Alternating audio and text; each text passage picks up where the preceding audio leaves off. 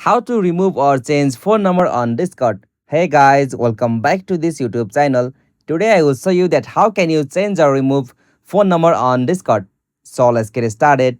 On this process, at first you'll have to open the application Discord with your account.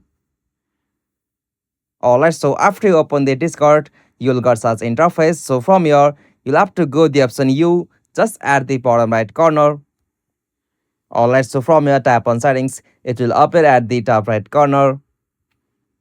Okay, so from here tap on account, and now from here you can easily go the options like phone. So simply tap on the option phone. Alright, so from the section you can easily tap on the option remove phone number. So simply tap on the option remove phone number, and now from here you'll have to just confirm with your Discord password. Alright, so tap on done. Alright, so as you can see, I have successfully removed my phone number from my Discord accounts. So to add or update the phone number on Discord, you'll have to just tap on that phone again. From here, you can easily add your phone number on this section. So this is the easiest and simplest method to change or remove phone number on Discord.